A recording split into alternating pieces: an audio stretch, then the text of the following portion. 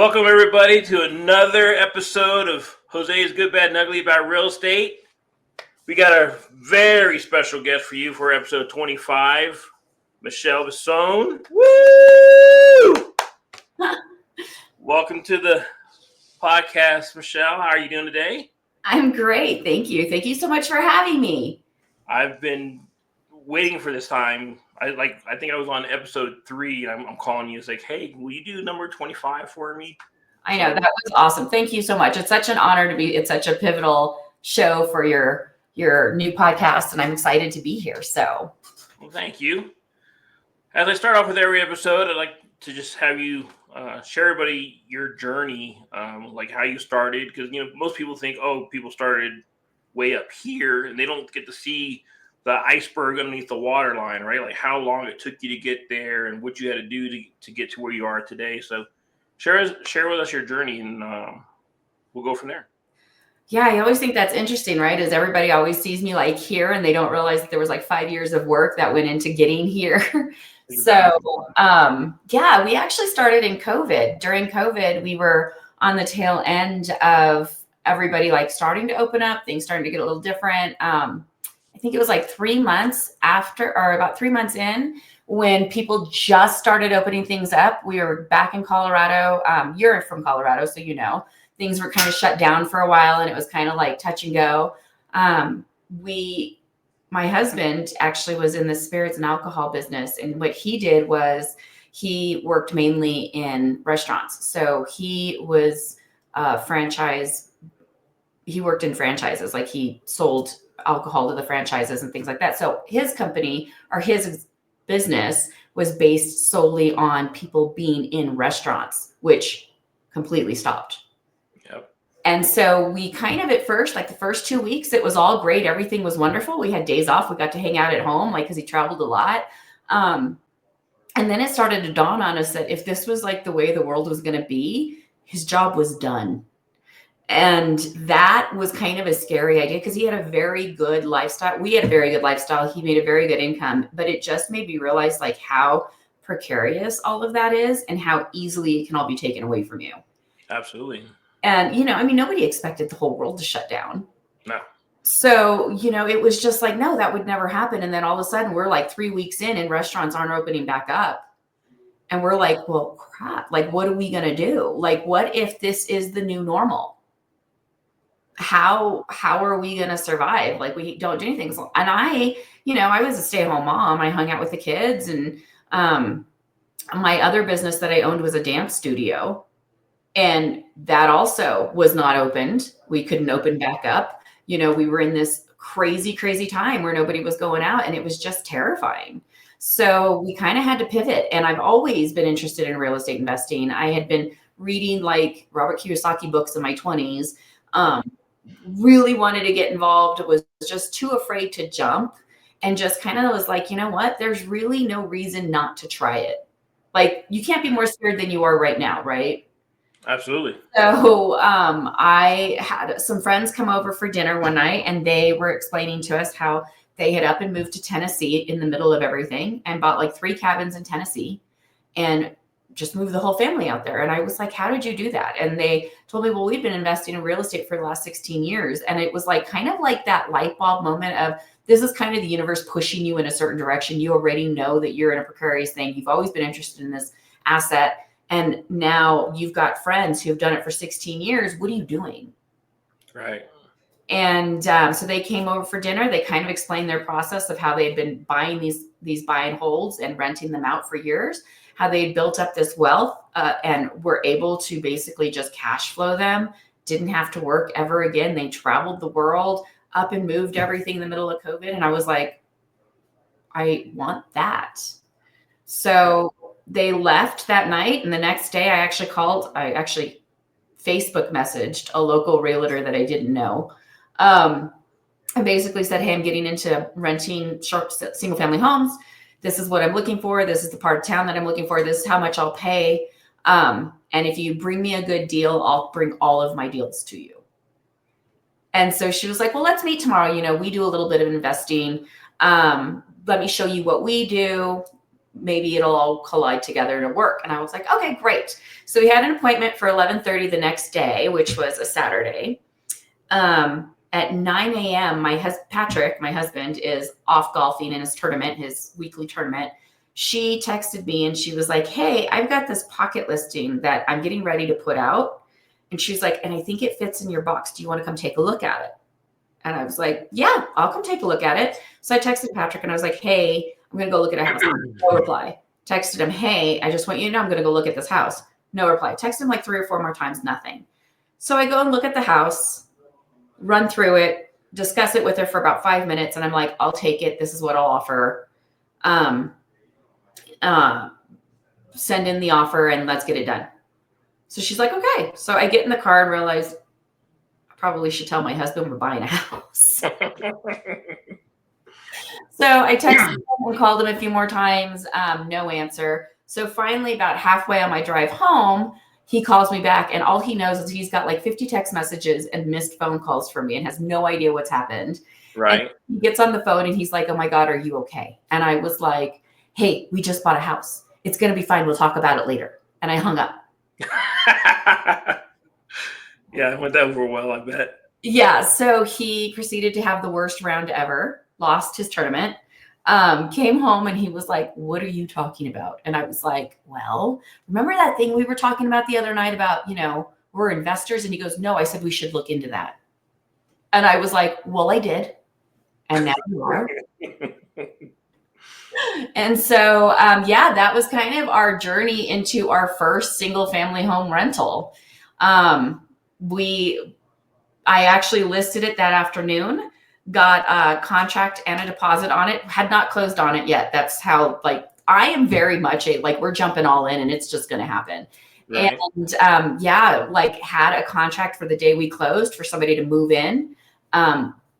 Was making an extra $700 a month just on that one house. And I was like, crap, I could do that again. So I went out and did it again and then again and then again. And so we built up this portfolio of long-term rentals and then realized, okay, we can only do this so many times. You're only allowed 10 conventional loans. Right. And I'm using all my money. So it was, okay, now what do we do? So we moved into short-term rentals. Which that pivoted us into a resort zoned piece of land in Scottsdale where we built a mini resort.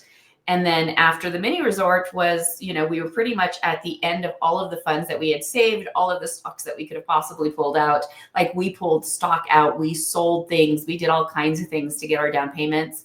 And apparently in the middle of the night, my husband stumbled across Pace Morby's sub 2 group on YouTube and was watching his videos. And so when we were opening up, can you hear that? That's perfect. Okay, I got you. Perfect. Okay. I just had to change my speaker. That worked. Where did you lose me? Patrick had just come back and you told him you did it. Oh, we were talking about the resort, which I was going to ask you a question, but I wanted to wait till you finish. So you were working on the resort. And you just found Pace Morby. That's kind of, I think, where you left it. Yeah. So he told me he was going to leave his job because at this point, the single family homes were doing really, really well.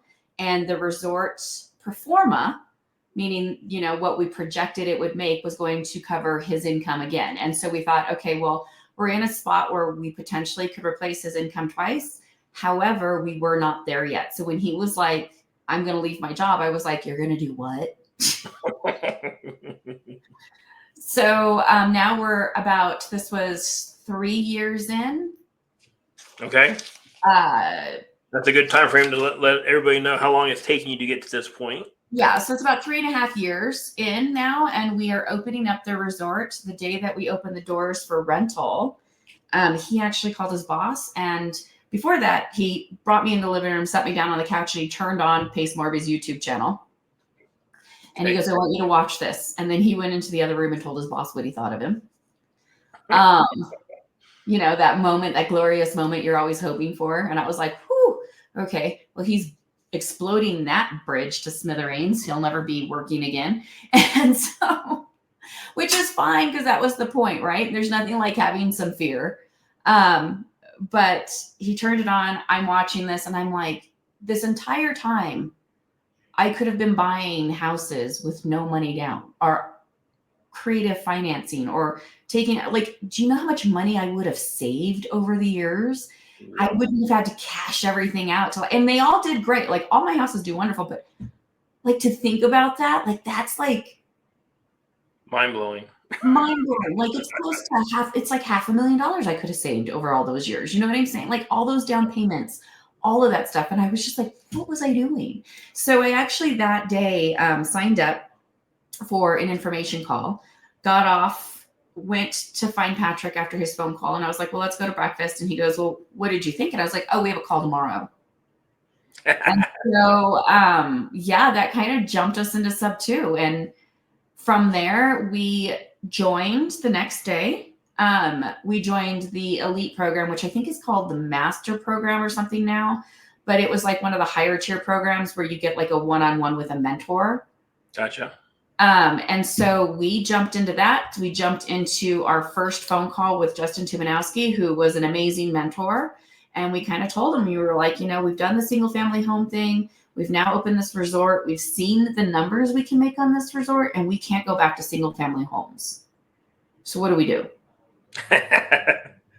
And he was great. He was like, yeah, he goes, I see your problem. I understand it would be hard to go back to single family homes. And he goes, have you thought of businesses? Have you thought of multifamily? So we kind of went down the list, and we started really looking at like mobile home parks, storage units. Multifamily was another one. RV parks actually never came on the radar in the first conversation. Interesting. And so so we were on Discord. We were in the multifamily section. We were looking through, and an email came through to us on a deal from somebody in the community. And they were like, hey, did you see these? And it was a mobile home park, a storage unit, a couple of storage units. And at the very bottom was this little blurb about an RV park. Okay. Like, it was like a tiny little like 2-line blurb on the bottom for an RV park. And we were like, well, let's look at that. We've never been to an RV park. We don't know anything about them. Like, let's look at it and see what it is. So we looked at it, started running numbers, and we were like, wait a minute, what are we doing? We should be doing RV parks. Like, the cash on cash is like insane. Your rate of return is like astronomical. It's one of the highest returns that you can get in almost any asset class. The depreciation and the tax value, one of the highest that you can do in all asset classes. I mean, you can depreciate 80% of it in the first year that you own it. Oh, wow. Yeah, like it's just, and I would always check with your tax professional, but, so, you know, and then the level of entry, like your cost of entry was completely like lower than multifamily or anything else. I mean, I bought a beach house for $1.6 million. I bought my first RV park for 1.8, and it does 3 times what my beach house does. So, you know, and not only that, but my beach house had flooded. So now my entire beach house is shut down for 2 months till we fix that. My RV park is under renovations, and half of it is still running. I'm still cash flowing. So I don't have to shut it down in order to do anything to it, which is amazing because I keep running regardless of what's happening. And so when we first looked at that RV park, it was listed at $3 million. And we decided to go ahead and take a look at it because it was underperforming. And so we went and visited it and everything else. And it was literally like a scrap yard. Like, it was so run down and so gross and so horribly taken care of. The gentleman who had it wasn't necessarily, he didn't really care about it. He kind of held it and was just kind of running it on the side. He was actually in motels. So this was just kind of like a spare thing for him. And yeah, we just kind of were like, okay, well, let's take it on and see how it goes. And we closed on that park within 50 days of being in sub 2. Oh, wow. Okay. Yeah. Then we went into it with zero money out of pocket. And we made $70,000 in an acquisition fee the day we closed. You got to tell people how you structured that, because that just blows people's mind. The fact that you could get out of closing with a $70K check and you basically have zero money into this deal. Correct. Yeah, we had zero money into the deal. It was a lot of, it was interesting because we could have done it differently. We found out later that we should have asked for different things, which was great because this was our first deal that we'd ever done in the community. The first time we'd ever dealt with seller finance or private money partners. And I feel like we've done syndications, but nothing like this. And so when we went into it, we just knew seller financing existed at this point. Like we really didn't know. We were still going through modules. We were still learning. We found this 2 weeks into sub 2. Gotcha. So we're newbies. We have no clue what's going on. And so we kind of went back to the seller and we were like, okay, listen, it's not worth 3 million, but it's probably worth 1.8. We'd be willing to pay for that. And he said, okay. He goes, I'll give it to you for 1.8 if you close on it before the end of the year. This is the end of October. So that gives us 2 months till about 2 months. I remember when we counted it out, it was like 55 days. So we were like, okay, yeah, we can do that. But if we do that, you're going to have to seller finance part of it to us. And so at first he kind of lowballed us and said 30%, and we took it because we didn't know that we could ask for more. Gotcha. And so we took the 30%. We were like, okay, we're doing good. We got part of it. Now what do we do? And so then we started underwriting for a bank just to like follow that avenue. And then we jumped onto the community calls and the daily dial with Caroline Kane and found a guy in there that was from Springfield, Missouri, which was an hour away from where we were buying the park. And so Patrick reached out to him and he was like, hey, we need to talk. And the guy was like, I'm brand new. This is my first day. Patrick was like, great. We still need to talk. So he reached out to him and he was like, do you know any private money partners in your area? And the guy was like, I might know somebody. Like, I know somebody who's done some things in Branson. It might work. He's in another, group that I'm in, blah, blah, blah. And so Patrick was like, I want to meet him. And so I think 3 days after that, we were on a call with him. The guy was in Hawaii on vacation with his family because this is Thanksgiving. Like we're heading into Thanksgiving now. Gotcha. And so he was like, yeah, that's kind of in my buy box. He was like, yeah, I'm going to be back in Branson next week. If you want to meet me at the park, we'll talk about it. So we're like, okay, now we got to go out to Branson. So we like book our flights. We go out there. We meet him and his wife in the park. We walk them through the park and what our vision is. And we can't read them at all. And I'm really good at reading people. I could not read them for anything. Just very down to earth, very nice couple, but very hard to read. And they agreed to private money partner with us for about another 30%. And we were like, okay, we've got something. So now we just got to go to the bank. And he goes, you know what? I'll help you out. He goes, I'm going to actually introduce you to my bank. So he took us to his bank. And the thing about an asset class like this, especially like RV parks or hotels or multifamilies, one of the things that you need to have if you're going the bank traditional route is you need to have experience in the asset class that you're working in. And so we had no experience at all in RV parks. You need to have done at least 3 deals of some sort that are similar, and we had not done that. And so that was like our biggest block because the bank that he took us back to had originally told us no because we had no experience. And so he had built like 7 hotels in Branson. Interesting. Okay. So he had a ton of experience. And so what happened is he took us back and he was our sponsor on the loan, which means that he had the experience. He was kind of signing off on us. He was liquid enough to help us if something were to happen. And he had a net worth of more than the project that we were buying into. And so with him on board, the bank gave us 80% of the loan. And then they also closed us within 45 days. Sweet. So we ended up with 100% of the financing plus a CapEx. Which is exactly what you needed. And so when we did which is what we needed. So when we actually did the closing, part of the closing documentation said that there was an acquisition fee, and the acquisition fee, I believe we did I want to say it was a small amount. It wasn't a big amount. It was like 1 or 2%.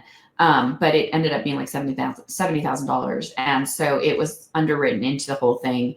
And so when we closed, the title company actually handed us a check for $70,000 for all of the work that was done to acquire the property.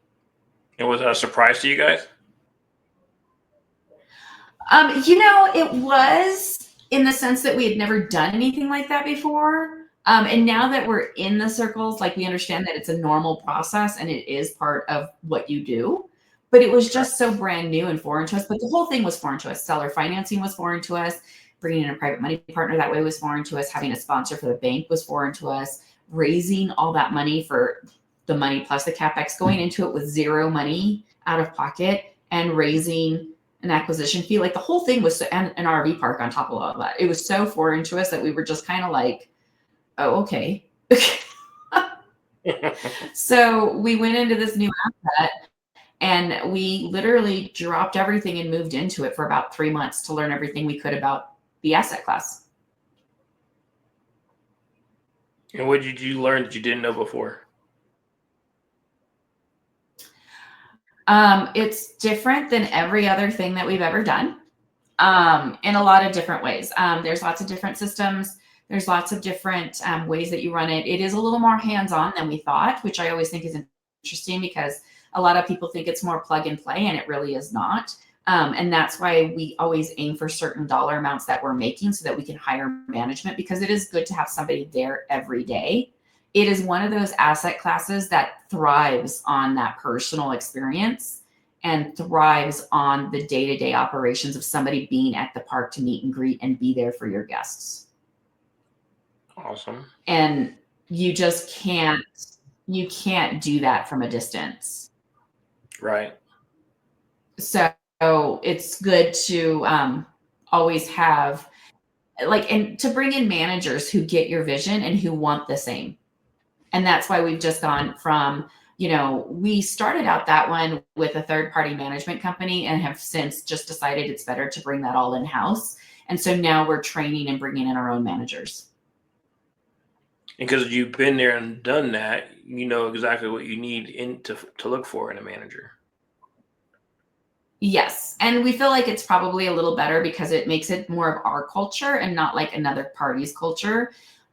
People are being serviced the way that we want them to be taken care of, and people are getting what we want them to experience, not what some third party has decided that they want to put on it.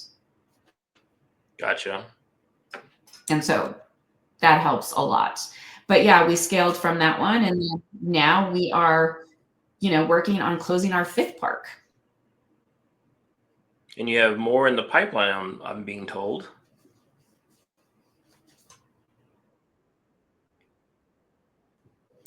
Yes, we're closing our 5th park, and I think we have 6 more that are in underwriting right now. That's awesome. Congratulations. We're definitely really plugging away. Thank you. But we're working on it. We're getting there. So it's definitely been a very fast-paced year. We've added a lot. We've learned a lot. We've spent a lot of time not just building out how we want to run our parks, but we've built out our corporate structure and how we want that to look. We just recently hired in a national director of campgrounds. And so she's going to actually systemize all of our campgrounds and all of our management training and be in charge of all of our regionals, which is awesome. So that takes another thing off of our plate.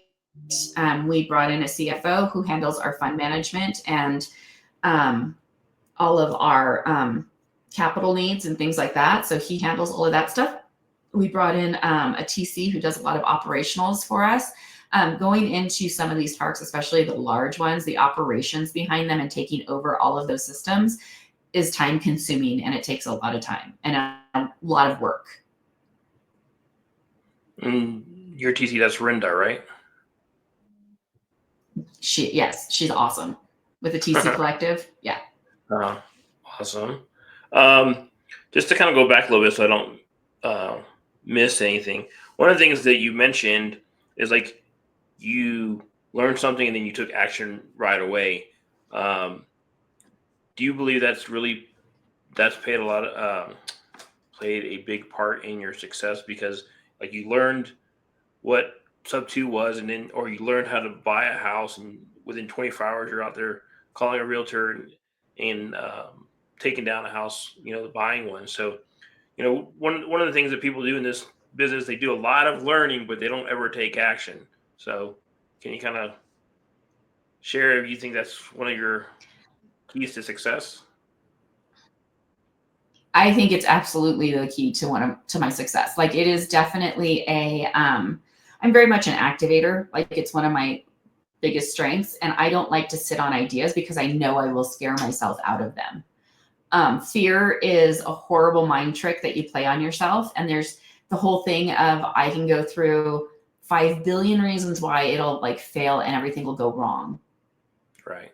And instead of getting to that point, I would rather find the one reason why it would go right and jump on it and figure out the rest as I go. So I would rather be imperfect and implementing than perfect and not doing anything. That's awesome. The other question I had to kind of circle back is what kind of resort is it that you bought in Arizona? Oh, the one that we built? Yes. Yeah, we built that one from the ground up. So it was a piece of resort zone land, and it is 200 yards from, or 200 feet from one of the most popular golf courses in North America. Awesome. So it does like 87,000 rounds of golf every year or something like that. And it's got like 2 golf courses. There's nothing to rent within 10 miles of us. So to say that you have a captive audience for your tenants is an understatement. Yes. And actually, yeah, it's a great property. I mean, it's 4 townhomes. We actually built it a little different. It was zoned to be able to do, I think it was like something ridiculous, like a small mini hotel or something. The neighborhood that it was in was not thrilled with it being that. And there were a lot of issues with the HOA. And in order to alleviate that, we kind of like foregone that idea. And we actually went with 4 townhomes. The 4 townhomes are 2,500 square feet a piece. They've got 3 large bedrooms with ensuite baths. And we rented out more like a private luxury property. And then, but the way that it's built, at any time we can go in and put up walls and make it an 8 unit. Okay.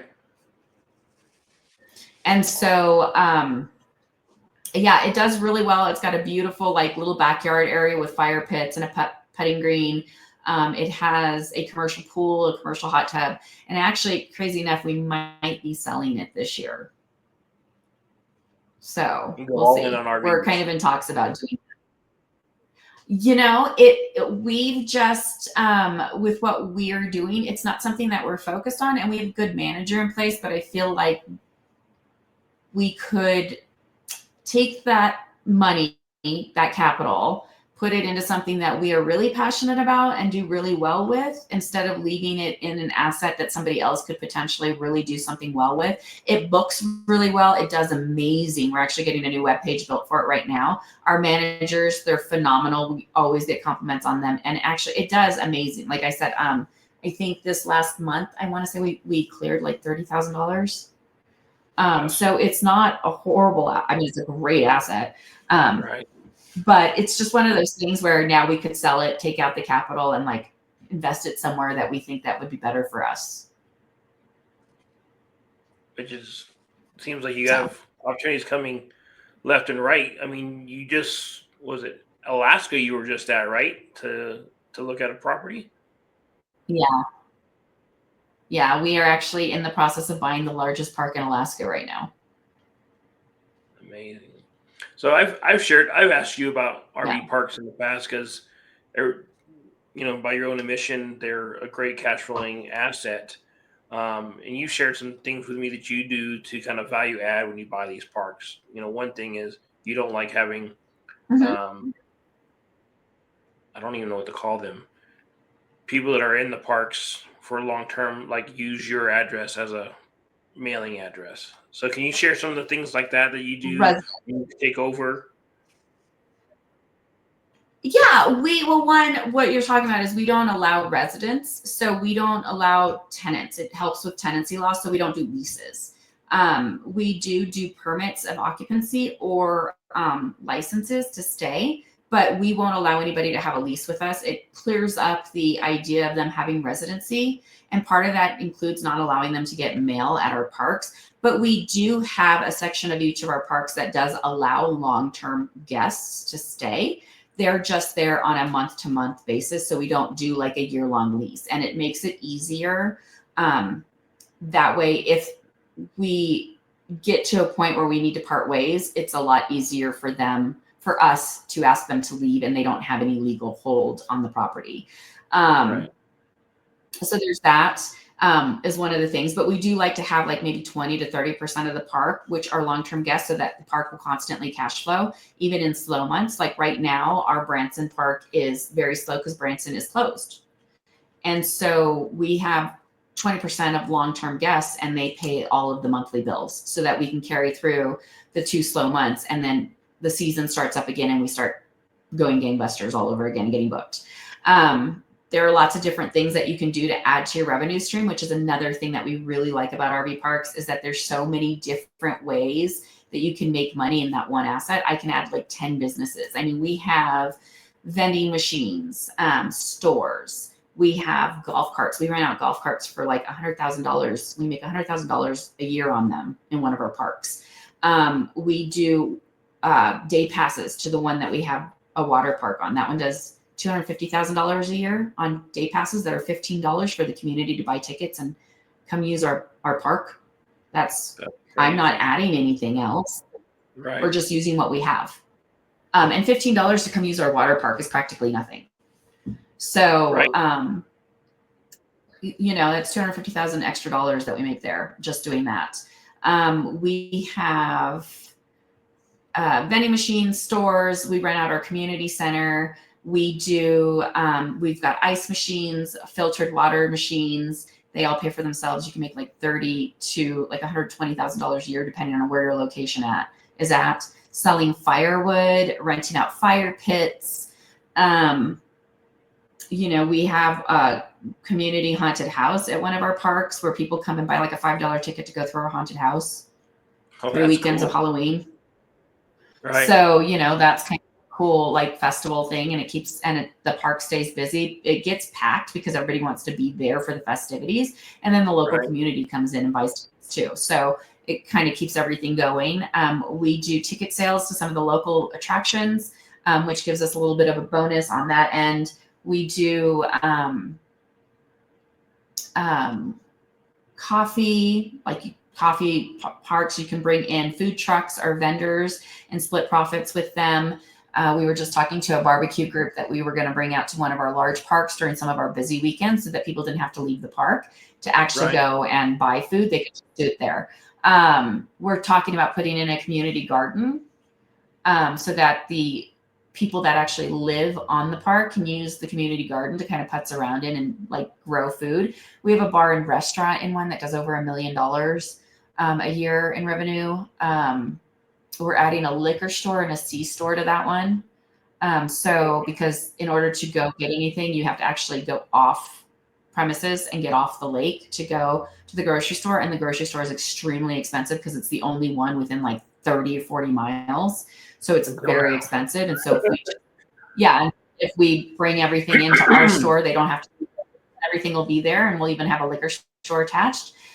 We sell logo gear, which does really, really well. We have a full marina on one of them. So we do boat slips and boat rentals, cabin rentals. We do really well with those. You can make a ton of money on that, depending on how many you have and how many, there's so many different things. Laundromats, our laundromats do really, really well. I'm actually switching from coin laundromats to our larger park in Virginia, the one with the water slides. We're actually putting in card readers and apps on your phone. And that way it'll tell you when your laundry's done. So you don't have to sit in the laundry room and wait. Even better. So they can go beyond the park and come back and get it. Yeah. We have a full arcade, which does really well every year. So we've got a ton of different value adds that grills, sell burgers. We do movie nights. We sell popcorn. We do event centers. We're getting ready to add golf simulators into one of them. And did So I see on one of your social medias that you're actually trying, not to say trying, but considering, or maybe you're actually doing now, is propane gas for not only the people in the park, but maybe people that are in the area as well? yeah, we have propane tanks that we sell propane to, which apparently like some people got really offended that we were selling propane. And like the funny thing is like people don't, they just assume that you're doing certain things. And actually, in some of the places, we're probably the cheapest place to buy it. And in some places, we're the only place within 60 miles to buy it. Oh, wow. So we service our guests who come in, who, come in from the parks that come in empty, who are full timers, who actually come and stay on the parks for long periods of time and need refills. And we sell to the local community. So That's awesome. So, yeah, I'm gonna- lots of different value adds, lots of different ways to make money. so if somebody was trying to get into this asset class, what kind of advice would you give them? My first piece of advice would be know what you're getting into. It is not turnkey. You don't walk in and just start making money. You have to know what you're doing, know what you're looking at. If you want to get a park that is a good deal, you're probably going to go into one that is older, that's going to need a lot of upgrades. So you're going to have to be prepared for that. I know a lot of people always ask me, like, is it better to build or buy? I personally am a big fan of buying because few quick turnarounds and you can actually get your park cash flowing as you rebuild it. If you're building a park, you have nothing as long as you're building it. And it could take a year to 2 years to actually get it up and going.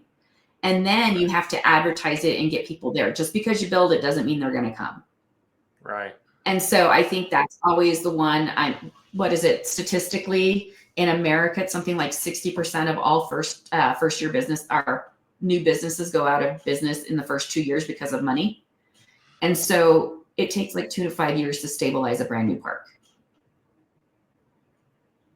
And so you've got to think about carrying the cost of the loan, carrying the cost of all the build, and then on top of that, making sure you're advertising and getting people in. And if you're in a park that's got a lot of people, or if you're in a park that's in an area that has a lot of people, you have to attract people to leave the places they're already comfortable. Right. And people don't like to leave places they're comfortable. And so that's work in itself. Yeah. Or you're going to have to advertise a lot. If you're in a place that doesn't have a lot of RV parks, you need to advertise a lot so people know you're there. Otherwise, nobody's coming around. Good point. So that would be probably the first thing that I would say. I'm partial to buying and just renovating. I feel like if I can go into a park and start making money right away on day one to at least cover my loan, the rest of it I can figure out as I go. Gotcha. So, I mean, in our community, you become the RV queen, or at least that's the title that I give you. Thank you. So, how do you, besides, now that people know that you are investing in RV parks and a lot of people are sending you deals, I guess is the best way of putting it, how else do you identify potential properties or RV parks that you guys are maybe interested in buying? Well, we like to stay at a certain level. So we like to make sure that our parks are over 50 pads. We've actually gone a little bigger now. Now we're like 75 and above. But 50 pads is usually a really good starting point for us. There's a lot of stuff that you can do with that. So we like to start with 50 pads. We like to start with at least a 200,000 NOI, which gives us the opportunity to bring in management, make sure our loans are serviced, make sure all the bills are paid, and then we'll bring in a CapEx to renovate and fix anything that needs to happen. And then we usually like to buy it about a 10 or a 12 cap, which gives us a lot of meat on the bone to reposition that park and get it up to speed to where it needs to go. So those are usually a lot of the things that we look at. Plus we like to look at location and what kind of a park is it? So location wise, is it in a tourist area? Are we going to get a lot of traffic? Does it get a lot of traffic anyway because of what's involved in the park? So like our Virginia park is literally in the middle of nowhere. Like the town is very small. It's really not it's in the middle of nowhere. It's about 2 hours from all the major cities from North Carolina to Virginia all the way around. So it's located really well because it's centrally located between all those cities. But the town that it's actually in is extremely tiny. So the draw needs to be the park, which is why it has the arcade and the cabins and the fishing lake and the water park and all of those things. We're also some of the only entertainment you can find in that entire town. So like right now, we're advertising that our arcade is open for the winter because the park is closed. So the only arcade in town is this tiny little arcade that's got like 3 games. Well, we've got a full arcade on our park. Why wouldn't we use that? So people come in and spend money because they're bored. They live in a small town. There's nothing else to do. Well, let's go out to the arcade at the park and we'll use that all day. So. And you get to make money. Everybody wins. Everybody wins. Everybody's entertained. Everybody wins. And it's just a nice, having those kind of things kind of keeps people coming in the doors all the time. We also rent out the arcade and an event center for like birthday parties, weddings, things like that. So it works out really, really well. Awesome. So my channel is called Good, Bad, and Ugly About Real Estate. So can you share, like a happy story that you had in your real estate journey, and then maybe a ugly or not so happy story? I think the happiest part about the journey that we had is that we've got to learn that we really love a new asset class. And I like the fact that I get to know my guests. I'll go and sit around campfires with them and hang out. We've met some of the most amazing people I could ever talk about. Like I've met war vets, I've met ranchers, I've met teachers, I've met just all kinds of people from all over America with different stories and different reasons. I've met full-time RVers who have amazing stories about their trips around the country and things that they've done. I've got to visit some of the most beautiful places. Like I said, we were just in Alaska. Had no idea how much I would love Alaska, and I'm totally in love with it. I've told Patrick, I was like, I'm taking the summer off of my job and I'm going to go work in the park in Alaska this year. So I want to go learn how to fish. I want to go learn how to squid fish. Like they made us the freshest halibut and salmon and calamari I'd ever had in my entire life. And it was amazing. So, I think like those are some of the good stories. I honestly got so many good stories that I cannot even pinpoint one. Okay, that's fair. I mean, we are friends with all of our sellers. They've all been wonderful people. I think the connection with the people that I've been able to work with has been one of the best things. I love being able to take a seller's park.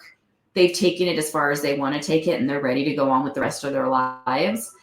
And I love being able to take their park and actually keep it going and have them come back and visit us over periods of time. Like it's been wonderful to be able to sit down at the campfire and like, oh my God, I remember when we did that, or I remember when we had this over here. I wanted to do this with the park and you did it. So it's kind of cool to sit down with them and like see where their vision was going and actually be able to implement that and have them come back and see it and enjoy it with their grandkids, which has been really one of the coolest things to do. That's one of the things that I love about like this Alaska park that we're looking at, that we're acquiring, is completely fell in love with the sellers, and they're not going to be too far. They have property behind the park where they'll live. And they're going to come back because they do a fish fry every summer, a couple times a year. So they're going to come back and run our fish fries every year. Oh, that's going to be a fun time. Yeah. So I'm really excited about that. They go out and actually get them off the boat in the morning. Ooh. And then and then do a huge like community fish fry. Count me in. I'm there. Right? Got it. So they do one for July 4th, and then they do one another time in the year. So we figured if we got them to come back like once a month, then we could hit a couple of them. Yeah, cool. There you go. And so that has probably been one of the best things. God, one of the worst stories that I could probably talk about is actually not even in RV parks. It was just in our investment journey, but it really taught us a lot about permits. Okay. I purchased a condo for my husband for during like about a year into our real estate journey. We were going to actually just renovate it, keep it, and hold it. And like we were going to use it ourselves. It was in a local area that we love to go to, that we go to all the time. And so figured it was probably about time to like buy a place there and just have it. Tiny little 2-bedroom condo with 1 bathroom, right? It was a first floor. It overlooked the golf course that we like to play on. Cute little patio, not a big deal. So we go into it, and he might get mad at me for mentioning this, but we were going to renovate it, and we had to tear it down. We had to take out this structure wall, and we were going to put in a beam. So we had an architect come in and tell us and everything else, and you know how big of a beam we needed, what needed to be done. And then he decided to not get a permit before he did it. Ooh. Yeah. And I was like, that's not a good idea. And the contractor was like, it's fine. And I was like, it's not going to be a good idea. I think we should allow this. And he did anyway. And so what should have taken 6 weeks ended up taking 2 years, because then we went from that to having to fire him because he did it wrong, to having to deal with our upstairs neighbor who now is like claiming that he has mental distress over the whole thing. Then we brought in a contractor who got it permitted through the county and the state, but then the HOA wouldn't approve it, even though they weren't allowed to. So then they turned around and put a cease and desist on us, which then we had to go back and sue them. And it turned into this huge fiasco, which it is now finishing. We're finally at the end of it. And we are fixing the damage that was done to the upstairs neighbor's condo to make all right. But the HOA has been, I'm not a huge fan of HOAs just in general. Give me both. This one has been, I mean, at one point they asked me, they were like, they needed a full, after like this county and the city already approved it. And they were like, no, they're allowed to do it. They're allowed to put it in. We looked at it. Everything works. And then they turned around and they were like, you need to submit all this paperwork before we'll allow you to go in. So then we had to turn around, and I went through all the paperwork. And one of the line items was we need a documentation of everything that you're putting into the condo, including prices. And I was like, you don't need that. Why would you need that? And they were like, we just need it. And I was like, no, you're allowed to know anything that's happening to the structure and anything that happens to the outside. You don't need to know anything about what goes on inside. You just need to know what's happening. Like, and I went through all of our CCRs. I went through all of the paperwork, and I was like, nothing in here states that I have to give you this list. And they were like, why won't you just give it to us? Everybody else just gives it to us. And I was like, I don't care if everybody else does it. I don't think I have to do that with you. And so then they wouldn't release the cease and desist. And then turned around and hired their lawyer. So in order to aggravate them, because then their lawyer sent an email and was like, he didn't mention that particular thing, but he was like, you need to do all these things.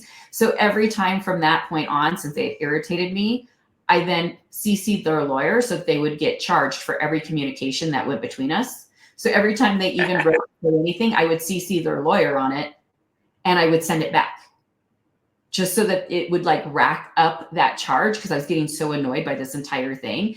And then it got to a point where they were like, can you stop CCing on him? And I was like, no, you brought him in. We're completely doing this the legal way. You brought him here. So now he's at the table, and this is how our communication is going to go. And so that at that point, they got really frustrated with us. And we were actually in France, and we had to bring in our lawyer and had to do a group call. And basically I was like, these are all the things that they've asked for that they're not entitled to. And they were like, you need to give us this, you need to give us that. And their lawyer was like, she actually doesn't have to give you any of that. Like, I don't know. I didn't know all of this was going on. And so he was like, you don't have to give them any of those things. No construction company is going to go with what you're telling them they have to do. He goes, nobody's going to do that. And you're not legally allowed to ask for that. And then at one point, their contractor was like, well, I don't know why you didn't just go in there and finish it. And I was like, you put a cease and desist on us. We couldn't do it. So we stopped everything, and we couldn't fix anything because you wouldn't let us in. And he was like, well, you took the wall out illegally anyway. Why wouldn't you do this? And I said, so you are on this call telling me to do something illegal right now. And his lawyer shut it down. He was like, and so from that point on, they pretty much cleared everything we wanted to do because I think that's their where lawyers were like, you guys are actually wrong and you're not allowed to do any of that. And I didn't realize all of this was happening. So our lawyer was like, he was like, you need to kind of get your people in check because at this point we could sue you. Yeah. And so after that, they were like, oh, okay. But yeah, 2 years. It's been 2 years now. Well, like you said, lesson learned.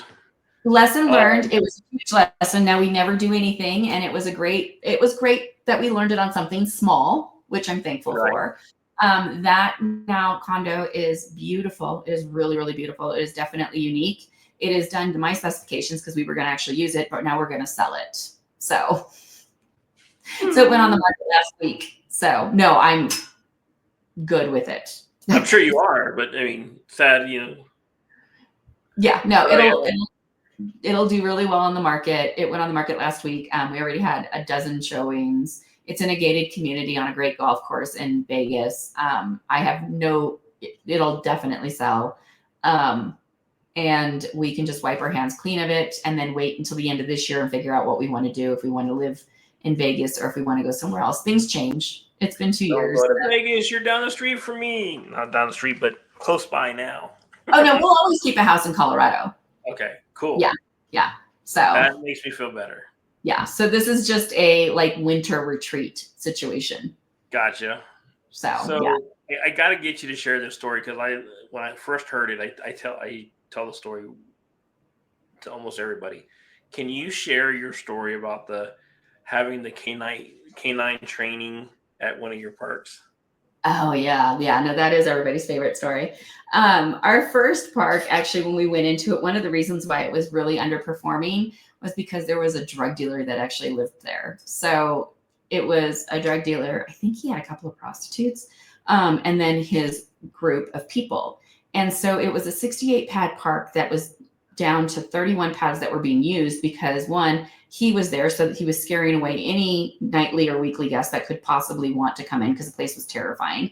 And two, he was taking up 8 spaces himself between all of his junk, his cars, his boats, his trailer that he was selling out of, the trailer that he lived in, and whatever, right?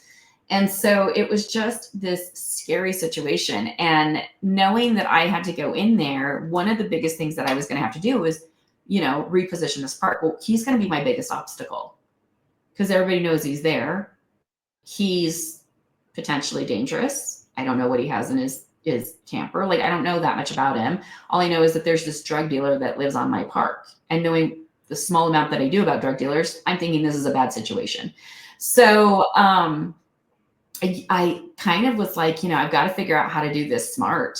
And instead of doing a head-on confrontation with him, which I was not thrilled about, I actually went to the maintenance man the night before we were moving in. And I was like, hey, I said, oh my gosh, I'm so excited that we're taking over this park.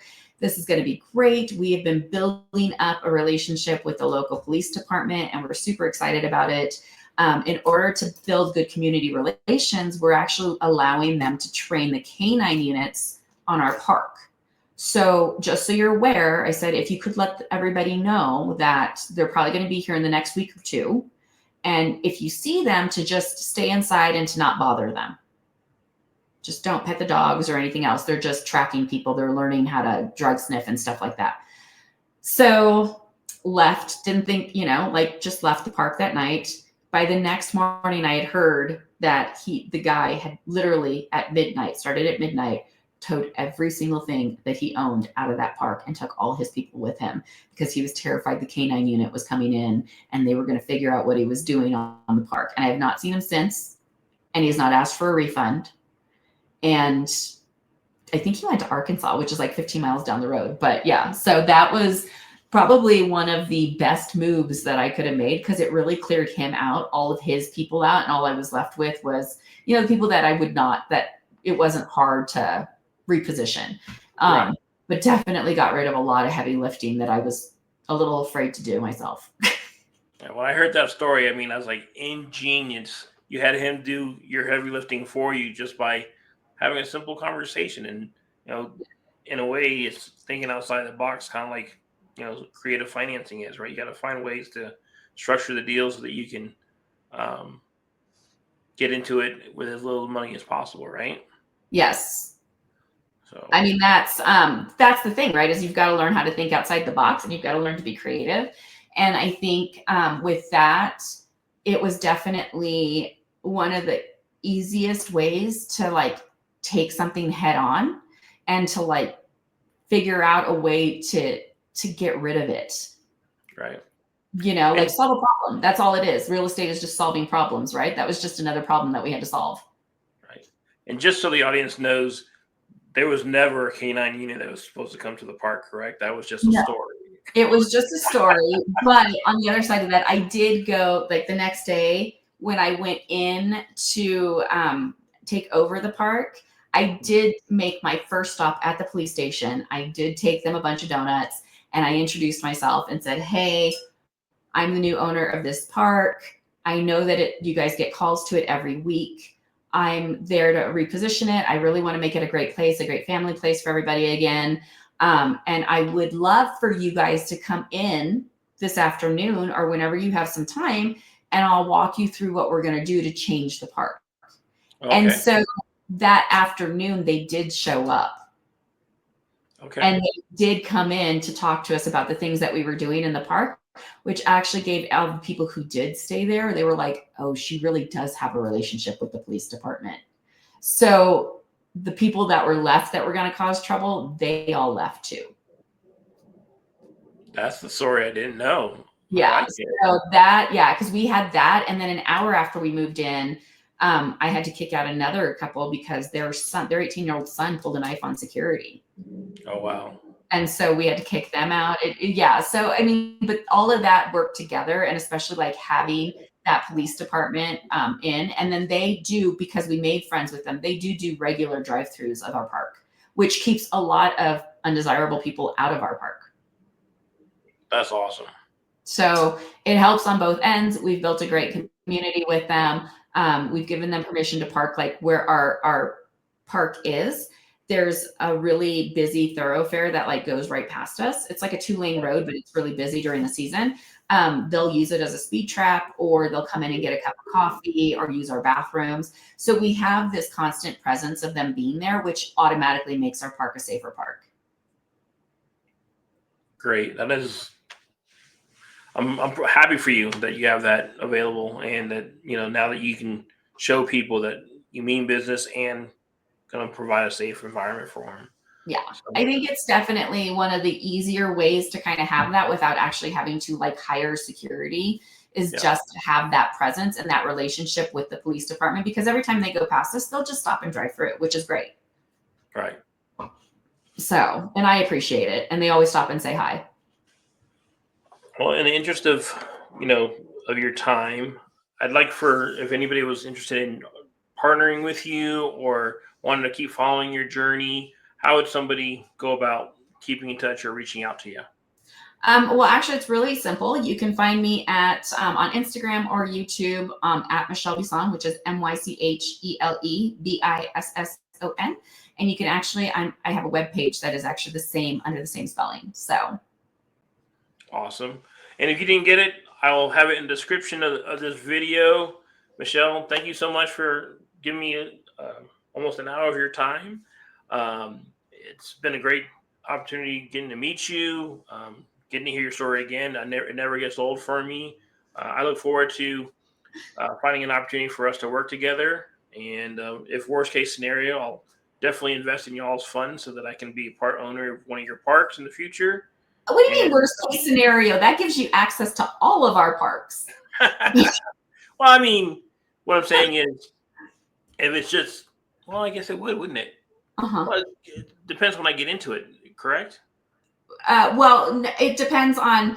I wouldn't be a part of Ozarks or Alaska because I'm not in your fund yet. No, you would be, because they're in our fund. Ah, okay. Nice. Yeah. So eventually most of our parks will be, but Ozarks and Alaska are in the fund.